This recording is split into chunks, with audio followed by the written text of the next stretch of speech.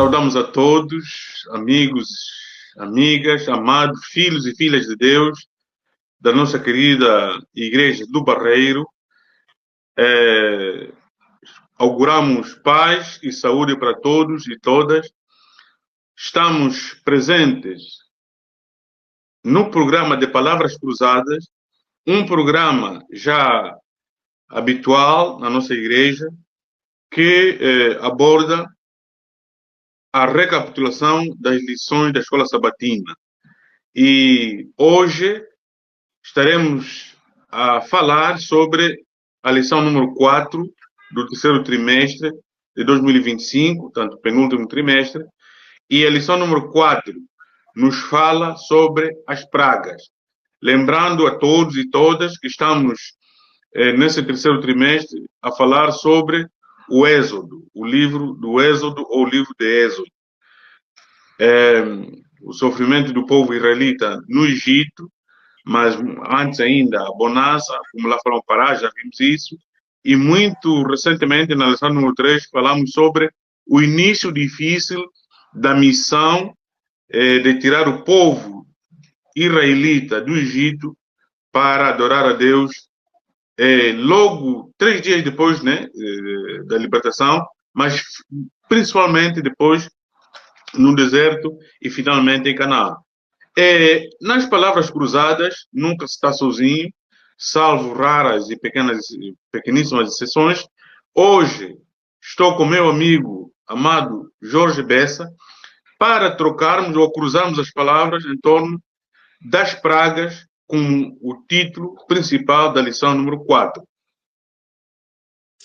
É um prazer estar contigo, Eneco, estar com a Igreja e com todos aqueles que são assíduos tanto no estudo e na recapitulação da lição. E é um grande prazer meu ter estudado esta lição e estar a partilhar contigo o estudo com os nossos irmãos. Que Deus nos abençoe e guarde e que a gente saia daqui a perceber melhor os desígnios e os propósitos de Deus. Amém. Sem mais delongas, dizer que as pragas foram assim contadas a dedo, 10 pragas, tanto 10 flagelos, 10 castigos, se podemos assim dizer, que Deus enviou por meio de Moisés, porque Deus, podemos assim dizer, ungiu Moisés para lhe representar, para fazer por ele o que ele pediu, né? Fazer por ele, junto do rei do Egito, no caso do faraó, tirando o povo israelita da escravidão e levá-lo, né, para a terra prometida. Então, ungiu Moisés para lhe representar, é como que se Moisés fosse Deus e Arão um profeta. Então, Moisés representava Deus e Arão, irmão de Moisés, e até porque sinal, irmão mais velho, o coadjuvava nessa difícil missão de tirar o povo israelita da escravidão. Escravidão, no verdadeiro sentido da palavra, escravatura mesmo, não só do serviço forçado, dos maus tratos, mas também do pecado, acima de tudo, do Egito para a terra prometida. Mas dizer, antes de eu passar a palavra ao meu amigo Bess, dizer que haviam mais coisa, menos coisa, cerca de 1.500 deuses no Egito antigo.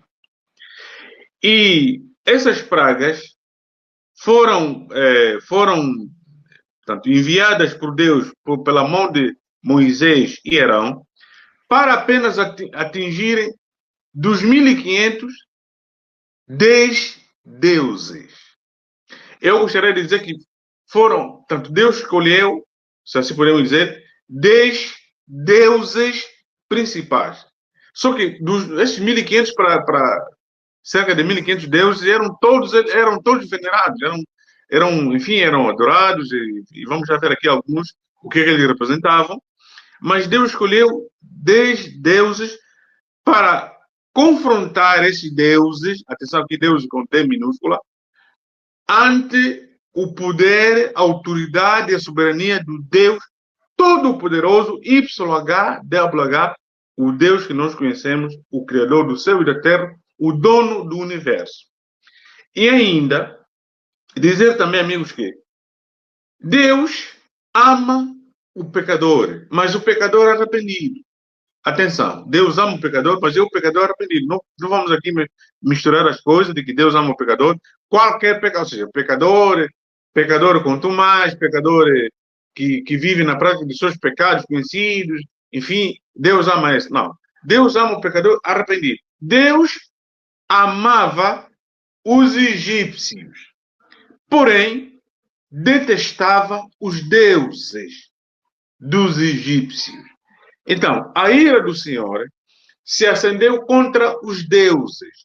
Agora, os egípcios, partindo da liderança, veneravam, adoravam estes deuses.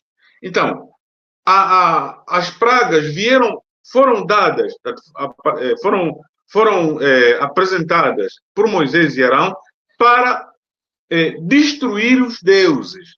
Porém, outra vez, os egípcios e a liderança dos egípcios estavam apegados aos deuses. Por isso, quando Jesus voltar, vai destruir definitivamente o pecado. Todo aquele que estiver assegurado ao pecado será destruído junto com o pecado. Então, Deus, por meio das pragas, só 10, destruiu os deuses.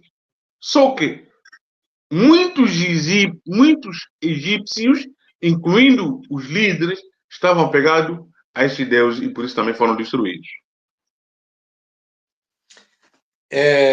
Pegando agora na parte da lição, portanto, e concordando com aquilo que disseste, há aqui um pormenor que é extremamente importante de salientar, que é a idolatria e o verdadeiro Deus do universo. A idolatria que os egípcios tinham era tão diversificada que eles tinham um Deus para quase tudo, para uma coisa qualquer. Havia o Deus, havia deuses para os interesses pessoais do povo egípcio. Por isso havia esse número, 1500 deuses registados. Mas Deus tem aqui um propósito maior, que é demonstrar que Ele é o Deus do universo, o Deus Todo-Poderoso, e é o Deus verdadeiro. Portanto, a forma que Deus trabalha com o ser humano é demonstrar que Ele é o Deus Criador, o Deus único no universo, e que tudo o resto são situações de idolatria e que são alimentadas por Satanás, e Satanás está por trás das filosofias de cada um destes deuses existentes nas sociedades e nas culturas que nós conhecemos e nos poderes terrenos. Há, contudo, uma situação que é importante salientar. Deus escolheu um homem temente, um homem que se dispôs a ser fiel, se dispôs a ser servo, para ir junto a Faraó, e Faraó era um dos deuses. Portanto, Faraó considerava-se também um deus na terra. E, portanto, Moisés vai ter com Faraó, e há aqui uma questão logo que se passa na primeira praga, e nós vamos ver que todas as pragas, como disseste, são contra os deuses que estavam instalados. Não era contra o povo egípcio, não era contra o ser humano, era contra a idolatria. Portanto, a situação que foi marcada por Deus foi a guerra total no objetivo de vencer a idolatria e demonstrar que a idolatria não tinha qualquer poder a não ser a situação de engano e de mentira que estava subjacente às suas práticas. E nós percebemos aqui nas pragas que aconteceram que há algumas pragas que os próprios magos do Egito conseguiram fazer igual a Moisés. Portanto, eles tinham poder dado por Satanás para conseguirem também fazer o mesmo que Moisés tinha feito. Uma delas é a questão da própria vara ser transformada em serpente e eles também conseguiram transformar as varas deles em serpentes. Só que há aqui um pormenor. A vara de Moisés engoliu completamente as outras serpentes, ou seja, o poder de Deus, até nestas situações, era demonstrado como total, completo, ou seja, não havia aqui uma situação de que podia haver portanto, o sistema igualitário, o Deus verdadeiro, estar em igual percentagem de êxito que os deuses terrenos. Não, aqui era uma demonstração categórica. Deus tinha o poder absoluto do universo, e tendo o poder absoluto do universo, dotou Moisés dessa prerrogativa também, e Moisés, na representação que tinha humana de Deus, ele, ao lançar a sua vara transformou-se em serpente e, automaticamente, quando os outros fizeram também este exercício, a vara de Moisés, portanto, a serpente de Moisés comeu automaticamente as outras serpentes. Mas depois temos aqui uma situação também em relação às pragas. Deus dá 3 situações, como já vimos em lições anteriores, 3 situações a Moisés, que era a demonstração através da vara, a demonstração através da mão, que se transformava em mão leprosa ou mão pura, e havia a situação de transformar as águas em sangue. Portanto, havia 3, e esta de transformar as águas em sangue era já, dito por Deus, a situação mais se eles não aceitassem. E nós sabemos que o povo não aceitou e que a praga da água em sangue foi feita, e depois ainda houve muito mais pragas, porque o faraó foi resistindo cada vez mais. Primeiro, foi resistindo como homem, mas depois começou a resistir já considerando-se como Deus. E estava numa situação de afronta ao Deus do universo, sabendo automaticamente, e nós percebemos isso, perante as pragas de total dificuldade para Faraó. Faraó chegou a um ponto de pediu para que Moisés rogasse ao Deus verdadeiro para deixar que aquelas pragas deixassem de acontecer. Portanto, o Faraó ficou portanto, submisso a que Deus era o Deus poderoso, mas ele foi sempre duro de coração. E há aqui uma situação em que nós às vezes dizemos, foi Deus que endureceu. Não. Ele como homem foi duro e depois quis ser duro para com Deus, considerando-se Deus também numa guerra ou numa afronta completa ao Deus do universo. Portanto, Deus quer que os nossos corações de pedra se transformem em corações de carne.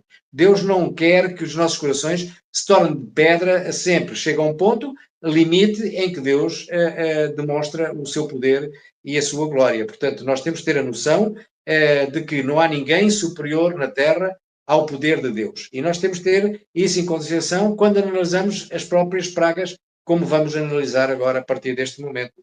E peço que possas ter a palavra para explicar já as primeiras pragas. Ok. Muito bem, amado Bessa. Aqui foi, né, Deus Todo-Poderoso, YHWH, versus deuses. E é um pormenor aqui de que o número 7, há um pormenor, né, sobre o número 7.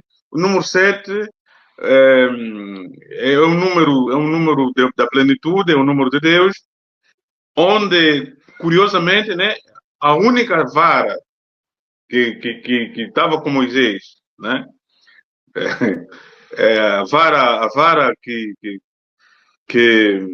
tanto, Deus disse, quando ele perguntou, mas como é que eles vão crer? O que eu vou fazer para eles crerem? Deus, se a vara que tens, joga no chão, transforma-se em serpente. Põe a mão, pronto, o irmão já explicou isso. Põe a mão debaixo do teu manto, né, e tira. É para a mão tem poder, a vara tem poder, mas poderes que Deus otorgou, irmãos. Poder que Deus otorgou. E quando a vara, aqui um detalhe, quando a vara trazida pelos servos de Deus, Moisés e Arão, se transformou em serpente, engoliu 7 serpentes, 7. Portanto, aqui um dado a reter, 7. Portanto, para ver que não é 6. 6 é o homem, mas 7 é Deus. É o número pleno. E aquelas serpentes que por feitiçaria e magia egípcia bem em serpente, aquela magia que eles fizeram ali, daquelas varas que estavam ali se transformando em serpente, não tinha poder, ou seja, não podiam alcançar, ou seja, não tem como aquela forma da serpente maior, entre aspas, da vara maior, de Arão e Moisés, ou Moisés e Arão, engolir as outras serpentes que os mágicos fizeram trazer pelo feitiço e magia, tornaram-se impotentes diante da serpente, entre aspas, salvífica. E passando para endurecer ou não endurecer o coração de Faraó, dizer rapidamente que no primeiro momento,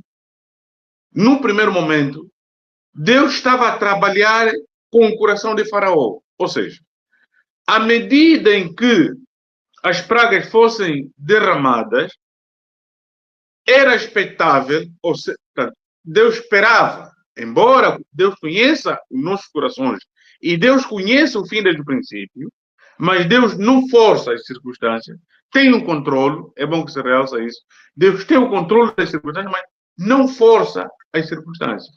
Deus não causa o mal, Deus não conhece o mal, Deus não é mal, Deus é bom, Deus é amor, Deus é paz. Porém, nos primeiros momentos, no derramamento das pragas, se esperava, com a conversa de Moisés e Arão, com as visitas constantes ao palácio, que Faraó se mobilizasse ele mesmo e se entregasse de coração, mas coração realmente convertido a Deus, e deixasse, pelo pedido de Deus, o povo ir. Porém, quando a Bíblia diz que Deus endureceu o coração de Faraó, ou seja, como ele não aceitava, à medida que as pragas fossem derramando, ele não aceitou, então Deus deixou que ele colhesse as próprias consequências de não ter aceito a graça. Por isso é que o que devemos entender é que não é Deus que não é Deus que transformou o coração de Faraó para que ele mesmo não aceitasse que o povo fosse. Não. Ele é que, resistindo à graça, endureceu cada vez mais o seu coração e Deus permitiu que ele vivesse essa negação dele contra Deus. E é aqui onde se diz que Deus endureceu o coração de Faraó, mas não é no sentido de que Deus pegou, entre aspas, no coração de Faraó e ele forçou que negasse que o povo fosse. Porém, desculpem aqui a repetição, é preciso explicar bem isso. Ele não aceita. Então, o coração dele ficava quanto mais ante a rejeição da graça. Por isso, disse que Deus endureceu o coração de Faraó, mas é Deus permitir que ele colhesse os frutos do seu pecado persistente. E há aqui uma situação que nós temos que ver neste endurecimento. A primeira parte do endurecimento é derivado a uma situação militar. Portanto, o faraó tinha medo que o poder de número de hebreus existente no seu reino fosse contra ele e pudesse ser uma força militar de grande valor e pudesse dar problemas ao seu próprio exército que ele tinha organizado. E, em segundo lugar, os judeus também eram uma mão de obra muito barata e, por ser uma mão de obra barata, o seu coração estava entregue ao aproveitamento da escravidão deste povo para benefício próprio da sua própria nação. Portanto, o endurecimento do coração é aquele endurecimento que a gente sabe que também existe hoje em alguns líderes que, derivados à mão barata, à mão de obra barata, tornam escravos muitos dos seus concidadãos. E há outra situação também, que é todos aqueles que gostam de ter poder militar, não gostam de que haja fações dentro do seu próprio país que possam ser contra esse mesmo poder militar e, portanto, endurecem muito as suas atitudes para com este povo e tornam-nos escravos. Mas também depois há uma situação que era relacionada com a mitologia. Faraó era um indivíduo crente na mitologia. E, portanto, como crente na mitologia, o primeiro milagre existe exatamente tocando na força da mitologia. Quando a serpente que veio da vara de Abraão come as 10 serpentes que estavam, foi logo demonstrativo para todos aqueles que tinham a crença na mitologia que o poder de Deus era soberano e que a mitologia que eles acreditavam estava rendida à força, ao poder e à capacidade de Deus. Portanto, estas situações que Deus foi, através do seu amor, através da parte quase de ensino para perceberem o poder de Deus, Deus permitiu que as coisas acontecessem e porque também o faraó se tornou duro, Deus teve a oportunidade de demonstrar que a dureza do seu coração estava a provocar situações de mal maior para o próprio faraó. Portanto, o faraó, se através destes dois exemplos tivesse visto, não, eu estou aqui a lidar com um Deus maior e então eu devo ser também reverente e devo responder à solicitação que Deus está aqui a fazer, através de Moisés. E as coisas tinham acontecido de outra forma completamente diferente. Mas o que é que aconteceu? Ao endurecer o seu coração, por ele considerar-se também Deus e ter interesses pessoais e carnais muito vivos, ele foi vencido e teve graves problemas com as consequências que as coisas foram tendo. E chega-se à situação de que a própria água é transformada em sangue, que é uma coisa que nem sequer o faraó estava a contar. Mas os seus magos também conseguiram fazer este milagre. Ou seja, o faraó ainda estava sustentado um pouco na mitologia. Portanto, ainda havia poder na mitologia que lhe dava alguma premissa para ele ainda ir em frente e tentar ser duro para conseguir vencer Deus. Mas é demonstrado depois que realmente não teve sucesso nenhum, porque o poder de Deus é soberano, mas, sendo soberano, sempre foi didático, ou seja, foi sempre um ensino para o povo do Egito perceber também de que lado é que estava a verdade. E nós sabemos que depois, mais tarde, vai-se ver que as próprias mulheres egípcias, começando até pelas parteiras, elas responderam à vontade de Deus e Faraó foi duro, mas o povo foi doce, porque inclusive dotou o povo de Israel com bastantes valores e com a salvação dos meninos em detrimento daquilo que tinha sido proposto por Faraó, que os machos deviam morrer todos. E, portanto, há aqui situações que a gente vai ver à frente que Faraó perdeu porque quis. Exatamente. E muito bem, dizer que isso há muita coisa para se falar, mas o tempo é sempre nosso inimigo. As 3 primeiras pragas tiveram que ver com a transformação da água do Nilo em sangue, ou seja, a água é vida, mas o sangue é morte, então a vida deu lugar à morte. O faraó, quando os magos também transformaram a água das bacias com feitiço e magia em sangue, então isso passa. A segunda praga, e tinha que ver com Deus sabe, nós dissemos aqui no princípio que cada praga atingia um Deus, e a transformação das águas do Nilo em sangue atingiu o Deus Api, o Deus do Nilo. E depois, a segunda praga, a água transformando-se em sangue, não bastasse, né? Produziu rãs. E também um Deus, o Deus Ra, tanto a Ra representavam o Deus Ra, de que eles adoravam, e mesmo assim o faraó não se rendeu à graça, e veio a terceira praga, que tinha que ver com mosquitos, com carrapatos e piolhos, que atingiu a terra, e a terra é que produzia os alimentos, e com esses bichos ela deixou de produzir os alimentos. Mas mesmo assim, com essas 3 primeiras pragas, o faraó não se rendeu. Depois, houve praga sobre o gado, houve úlcera, houve moscas, tanto, aqui já são 6, mesmo assim, atingindo cada Deus, as moscas atingiram um determinado Deus, e aqui Deus com letra minúscula, o gado que foi atingido, e a economia baixou, porque o gado quase que todo morreu, e as úlceras que atingiram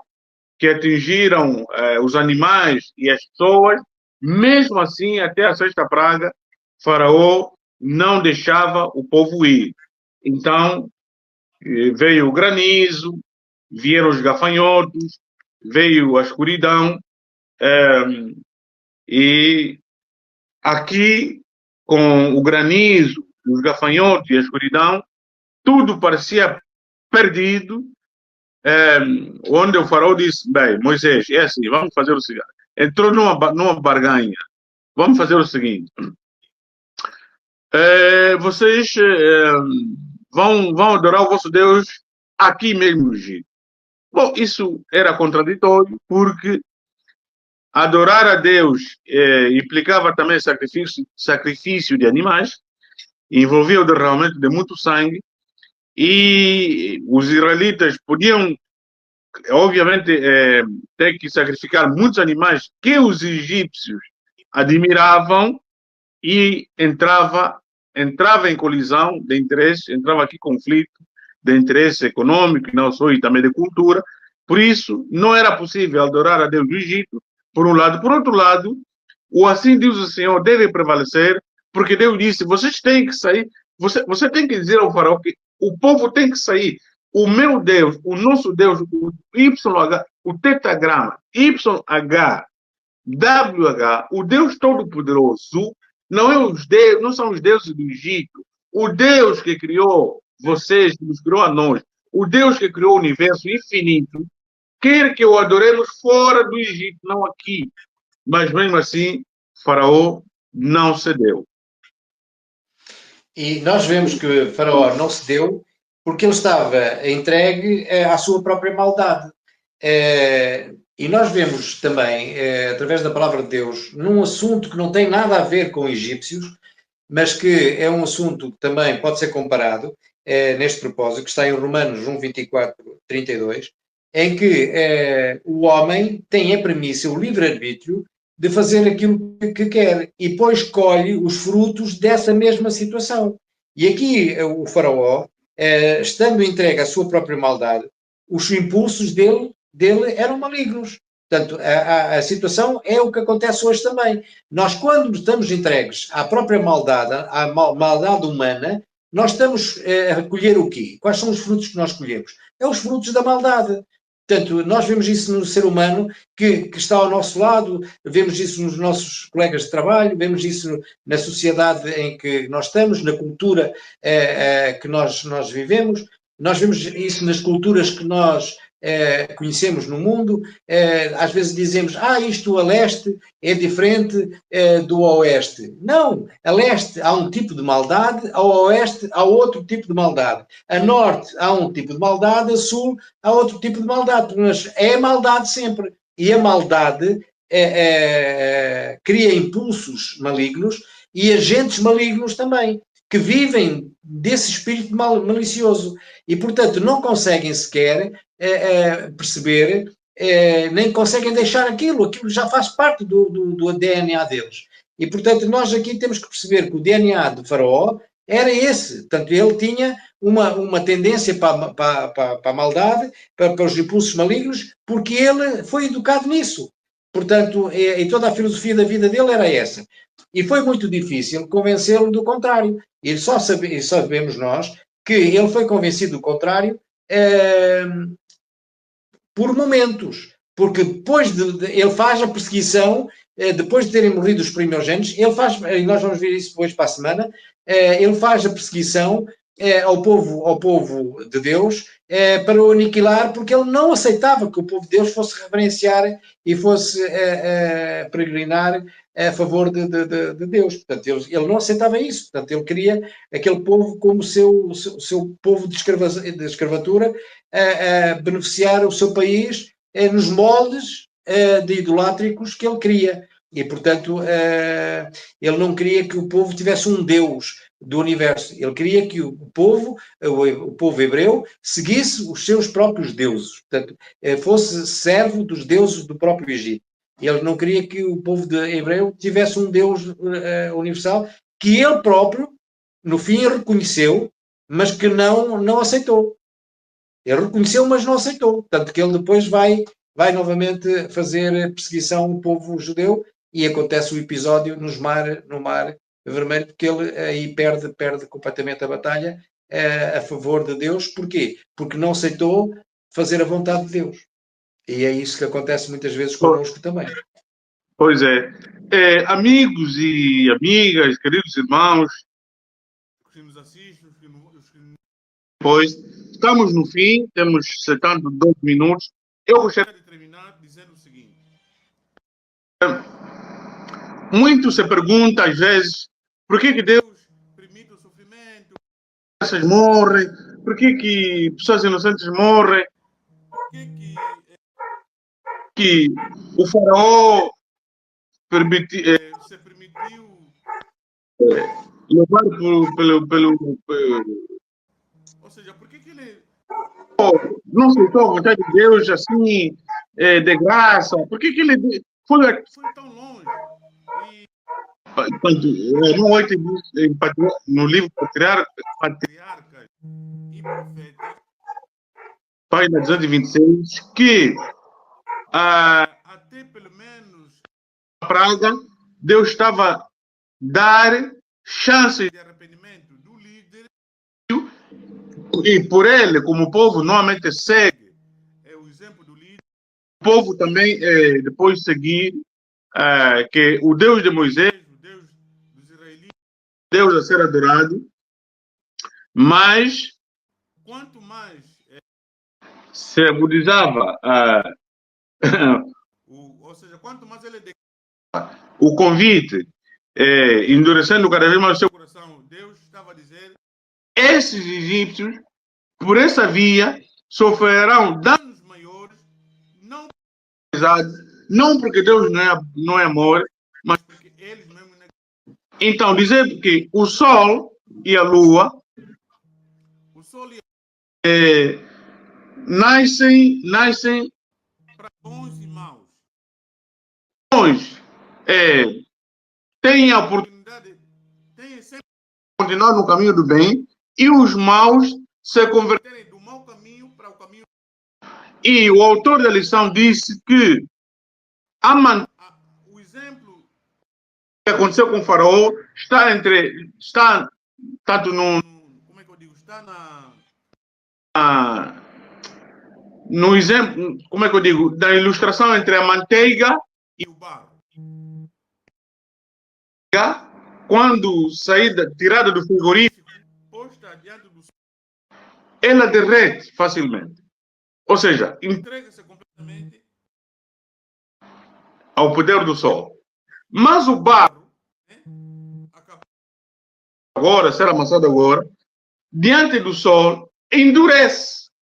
Então, aqui a escolha. Tudo.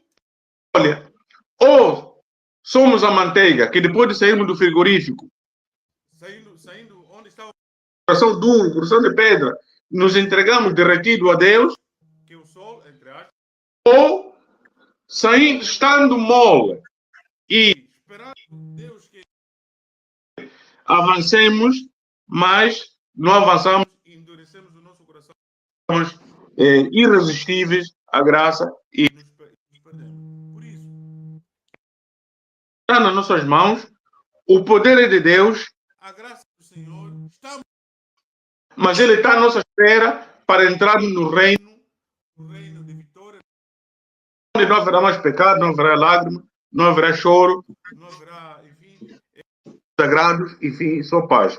Então, a escolha está do nosso lado, façamos a melhor escolha, uma manteiga.